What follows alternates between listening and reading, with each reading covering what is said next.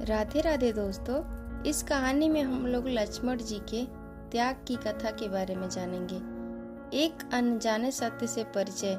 हनुमान जी की राम भक्ति की गाथा पूरे भारत में गाई जाती है। लक्ष्मण की भक्ति भी अद्भुत थी। लक्ष्मण जी की कथा के बिना श्री राम कथा पूर्ण नहीं है। अगस्त मुनि अयोध्या आए और लंका युद्ध का प्रसंग छिड़ गया। भगवान श्री राम ने बताया कि उन्होंने कैसे रावण और कुंभकर्ण जैसे प्रचंड वीरों का वध किया और लक्ष्मण ने भी इंद्रजीत और अतिकाय जैसे शक्तिशाली असुरों को मारा। अगस्त मुनि बोले, श्री राम, बेशक रावण और कुंभकर्ण प्रचंड वीर थे, लेकिन सबसे बड़ा वीर तो मेघनाथ ही था। उसने अंतरिक्ष में स्थित होकर इंद्र से युद्ध किया था और बांधकर लंका ले आया था, और ब्रह्मा ने इंद्रजीत से दान के रूप में इंद्र को मांगा, तब इंद्र मुक्त हुए थे। लक्ष्मण ने उसका वध किया, इसीलिए वे सबसे बड़े योद्धा हुए। श्री राम को आश्चर्य हुआ, लेकिन भाई की वीरता की प्रशंसा से वह खुश थे। फिर भी उनके मन में जिज्ञासा पैदा हुई कि आखिर अगस्त मुनि ऐसा क्यों कह रहे हैं कि इंद्रजीत का वध रावण से ज्यादा मुश्किल था। अगस्त मुनि ने कहा, प्रभु, इंद्रजीत को वरदान था कि उसका वध वही कर सकता था जो 14 वर्षों तक न सोया हो, जिसने 14 साल तक किसी स्त्री का मुख न देखा हो और 14 साल तक भोजन न किया हो। श्री राम बोले, परंतु मैं वनवास काल में 14 वर्षों तक नियमित रूप से लक्ष्मण के हिस्से का फल फूल देता रहा। मैं सीता के साथ एक कुटी में रहता था। बगल की कुटी में लक्ष्मण थे। फिर सीता का मुख भी तो देखा हो और 14 वर्षों तक न सोए, ऐसा कैसे संभव है। अगस्त मुनि सारी बात समझकर मुस्कुराए। प्रभु से कुछ छुपा भला है। दरअसल सभी लोग सिर्फ श्री राम क्या गुणगान करते थे, लेकिन प्रभु चाहते थे कि लक्ष्मण के तप और वीरता की चर्चा भी अयोध्या के घर घर में हो। अगस्त मुनि ने कहा, क्यों न लक्ष्मण जी से पूछ लिया जाए। लक्ष्मण जी आए। प्रभु ने कहा कि आपसे जो पूछा जाए उसे सच सच कहिएगा। प्रभु ने कहा, हम तीनों 14 वर्ष तक साथ रहे, फिर तुमने सीता का मुख कैसे नहीं देखा? फल दिए गए, फिर भी अनाहारी कैसे रहे और 14 साल तक सोए नहीं, ऐसे कैसे हो सकता है? लक्ष्मण जी ने कहा, भैया, जब हम भाभी को तलाशते श्रमयुग पर्वत गए तो सुग्रीव ने हमें उनके आभूषण दिखाकर पहचानने को कहा।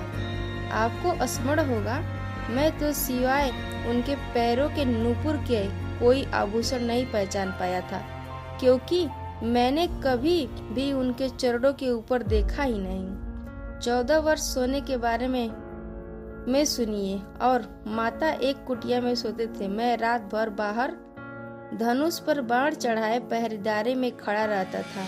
निद्रा ने मेरी आंखों पर कब्जा करने की कोशिश की तो मैंने निद्रा को अपने बाणों से बेध दिया था।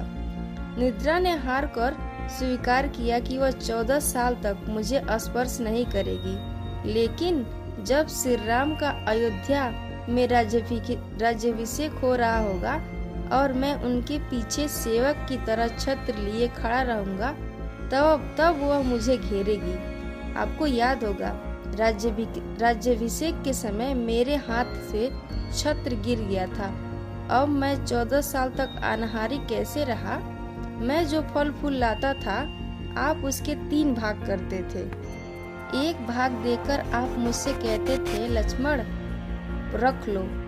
आपने कभी फल खाने को नहीं कहा। फिर बिना आपकी आज्ञा के मैं उसे खाता कैसे? मैंने उन्हें संभाल कर रख दिया। सभी फल उसी कुटिया में अभी भी रखे होंगे।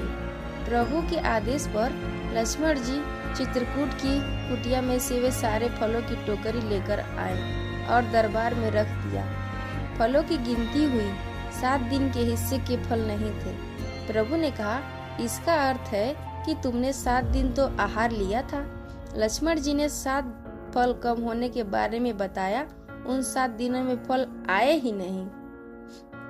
जिस दिन पिताजी के स्वर्गवासी होने की सूचना मिली, हम निराहारी रहे। और दूसरा, जिस दिन रावण ने माता का हरण किया, उस दिन फल लाने कौन जाता? और तीसरा, जिस दिन समुद्र की साधना कर आप उससे राह मांग रहे थे। और चौथा, जिस दिन आप इंद्रजीत के नाग पास में बंधकर दिन भर अचेत रहे। पांचवा, जिस दिन इंद्रजीत ने मायावी सीता को काटा था और हम शोक में रहे। छठा, जिस दिन रावण ने मुझे शक्ति मारी।